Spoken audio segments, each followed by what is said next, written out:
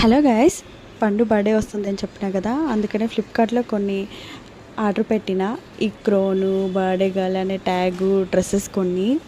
నాకైతే ఇదంతా ఓపెన్ చేస్తుంటే నాకు చిన్నప్పుడు రోజులు గుర్తొచ్చేసిందండి. మా అమ్మ నాన్న ఎప్పుడే కానీ బర్త్డే కంపల్సరీ కొత్త డ్రెస్ కొనిచ్చేవాళ్ళు. వాళ్ళకి ఎంతే కష్టం ఉన్ని ఎలానో ఉన్ని కొనిచ్చేవాళ్ళు. ప్రతి పండగకు కూడా కొనిచ్చేవాళ్ళు. ఎస్పెషల్లీ మా నాన్నమ్మ వదిలేది కాదు. ఏదైనా ఎవరైనా కొత్తగా వేసుకున్నారంటే చాలు, మా పాపకు కూడా అలాంటివి కావాలి, ఎక్కడ కొన్నారని అడిగి మరీ కొని తెచ్చేది. నేనైతే లక్కీ అనే చెప్పాలి అలాంటి విషయాల్లో. కానీ ఏం చేసేవాళ్ళంటే మరీ లూజ్గా తెచ్చేసేవాళ్ళండి. ప్రతి డ్రెస్సు అలానే చేసేవాళ్ళు. ఎందుకు అంటే పెరిగే బిడ్డ, ఎదిగే బిడ్డ, కొద్దిగా లావు కావచ్చు, పొడుగు కావచ్చు, కొన్ని రోజులు యూస్ చేయాలి కదా, అందుకని అలా తెచ్చేవాళ్ళంట. ఫిట్టింగ్గా ఉండే డ్రెస్ ఒక్కటి కూడా నాకు లేదు అప్పుడు. ఇప్పుడు నేను కొంచెం లూజ్గా ఉన్నా వేసుకోను, అలా ఉంది. కానీ చిన్నప్పుడు అలా లేదు కదా, మనకు తెలియదు కదా.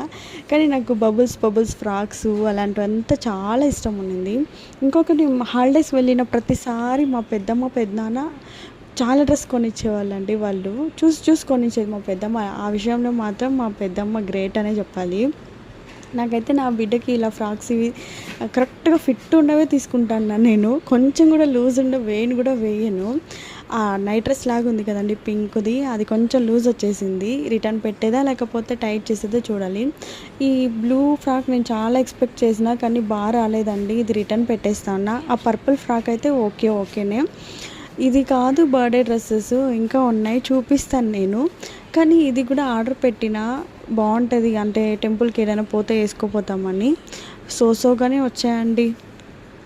Thank you for watching. Like చేయండి.